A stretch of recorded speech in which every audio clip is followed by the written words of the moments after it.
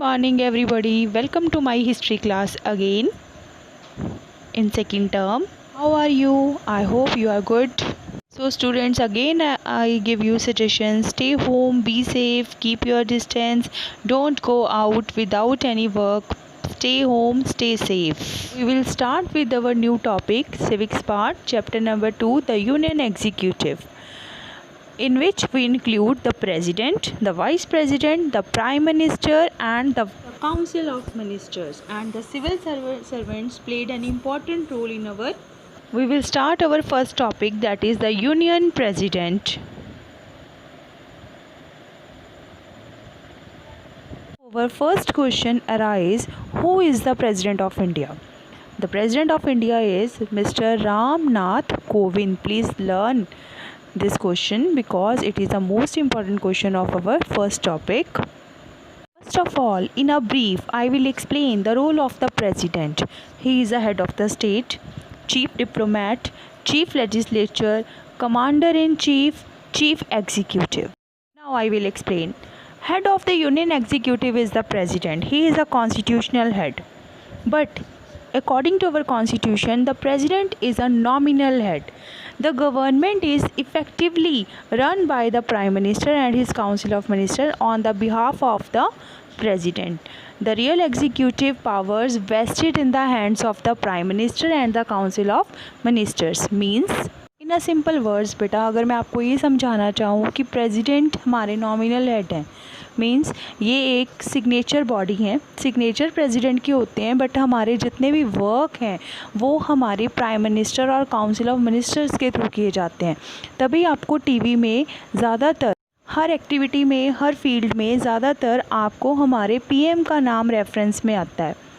ठीक है, प्रधानमंत्री का नाम, प्राइम मिनिस्टर का नेम ही सबसे पहले लिया जाता है कि उसने ये फंक्शंस को किया, लेकिन वो फंक्शंस अप्रूव करता है प्रेसिडेंट. इसीलिए हम इसे नॉमिनल हेड कहते हैं. मतलब कि अकॉर्डिंग टू कॉन्स्टिट्यूशन पावर सारी प्रेसिडेंट के पास हैं, बट उनका यूज़ हमारे प्राइम मिनिस्टर और काउंसिल ऑफ मिनिस्टर्स करते हैं.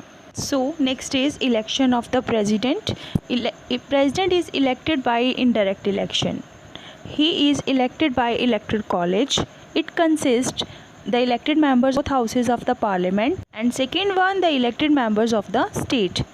As we know beta, India is a big nation. That's why we choose indirect method, and we have to save our time, money and energy. There are some qualifications while we choose the President of India. He is a citizen of India. He should complete 35 years of age. He qualified for the election as a member of the Lok Sabha.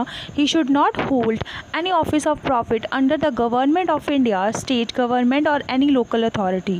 He shall not be member of either House of the People or House of Legislative or any state. Our next topic is term of office. Once the president is elected, he remains in the office for a period of 5 years. He can be re-elected after the expiry of his 5 years term. Next and most important topic is powers of the president on your book, page number 126. First power is executive power. According to this power, the president is head of the union administration. He officials of the state. He is supreme commander of the armed forces, and all the contracts, treaties, agreements with foreign countries are made on his name. Learn it from your book at page number 126. 4 points are there. Read it carefully. If you have any doubt, you can call me. The next most important power is legislative power. In this topic, we have to discuss 9 major points. In your book, only 6 points are there, so you can revise from your book. Only 6 points is there. I will discuss with you the main points. First is address sessions of the parliament. The president address both houses of the parliament when they assemble together for the first session after every general election. After 5 years, when general election held, then first session held by the president. He sent messages to the parliament. He summoned and provoked the house. Next one is he dissolved the Lok Sabha. He nominated the members to the Rajya Sabha and Lok Sabha. He assent to the bills. Next is he issued ordinances. Next one is asset to some state bills. Next one is formation of the new states. Each one is the power of the legislative powers. According to constitution, these legislative powers are related to president, but president use these powers with the help of the council of ministers and the prime minister. Next and most important topic is judicial powers. President can pardon, remit, suspend a sentence of punishment given by court martial or that sentence passed by the court. He has a power to pardon anybody. One more thing is there, beta, he can use his power when council of minister recommended him or her to do this, that then he pardon, remit or suspend anybody's death sentence. From this, in your book only one point is there. President is above law, means he is not answerable to any law court for the exercise of his powers except in case of impeachment in the parliament. In appointment, we have already discussed about this appointment of judges of Supreme Court and High Court done by the president. Next topic is financial powers. Annual budget every year in the parliament introduced by the president. A money bill can only be introduced after the president's recommendation. And the last point is he appoints a finance commission from the time to time determine the distribution of the taxes between the union and the states. According to constitution, the president can declare 3 types of emergency, but these 3 types of emergency declared by the president on the recommendation of the council of minister and the prime minister. You can revise these emergencies from your book. Only 3 points are there. First one is national emergency. It deals with danger of foreign aggression or danger to the peace and security of the country. Second emergency is breakdown of the constitutional emergency. Third and last emergency is financial emergency. The financial stability of the country is in danger. An important point is there, this type of emergency has not been declared in India so far. इससे पहले दोनों type की emergencies हमारे India में काफ़ी time launch हो चुकी हैं, लेकिन फाइनेंशियल emergency आज तक इंडिया में कभी भी लॉन्च नहीं हुई है. Please revise this list from your book on page number 126, President of India till date. Next and most important topic is Council of Ministers. According to this, we had already discussed, President is a constitutional head. Real executive of Indian Union is Council of Ministers. Actually exercise the powers done by the Council of Ministers. Article 74 deal with Council of Ministers with PM. PM advise the President responsible for House of People hold the office during the pleasure of the President. Next topic is formation of the Council of Ministers. PM is solely responsible for the formation of the COM, Council of Ministers.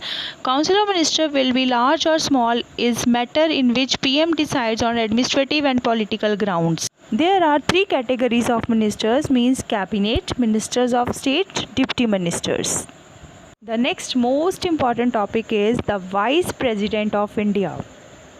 Vice President of India. In the absence of the president, the vice president carries out his functions.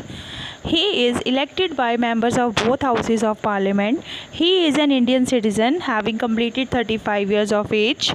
He is ex officio chairman of Rajya Sabha. He presides over the session of the house and regulates debates and proceedings.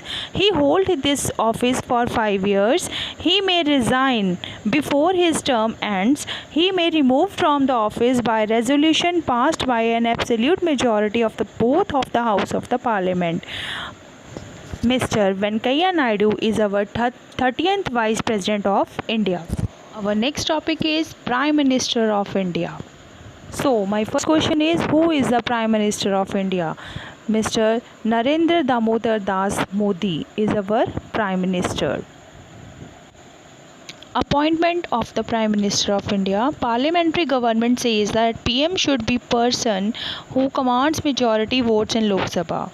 Personal likes or dislike does not matter. If no majority, President can call upon the leader of any party. बेटा जब हमारे member of parliament के elections होते हैं, MP के elections होते हैं, उस टाइम पे जिस पार्टी को मेजॉरिटी मिलती है उस पार्टी के हेड को या उस पार्टी में से किसी भी लीडर को जिसको रिकमेंड किया जाता है उसको प्राइम मिनिस्टर अपॉइंट किया जाता है। और अगर मेजॉरिटी तो फिर हमारे प्रेसिडेंट जो हैं वो अपनी डिस्क्रिशनरी पावर का यूज़ करके जिसको ज़्यादा वोट्स मिले होते हैं उस पार्टी को प्रेसिडेंट जो है वो फॉर्म कॉल करते हैं कि आप अपना कैंडिडेट जो है वो शो करिए और 2/3 मेजॉरिटी वहाँ पे अप्रूव करवाइए। Slide we have to discuss about the functions of the prime minister and his position, formation of the ministry, distribution of portfolios, leader of the nation, advisor to the president, chief coordinator, supervisory functions, chairmanship functions, party functions has done by the prime minister only. Formation of the ministry, he can change the portfolio, dismiss any minister who presides over the meetings, discussion, determine efficiency and capacity of the PM leadership. Please revise list of the prime ministers from your book. Topic is civil services. This is the highest service of the government of India.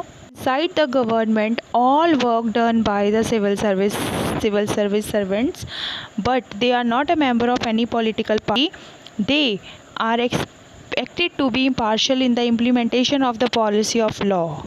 So students, with this topic we have done our chapter number 2. If you have any doubt, you can click a pic and send to me on my WhatsApp number. I will explain to you when I am free. Thank you.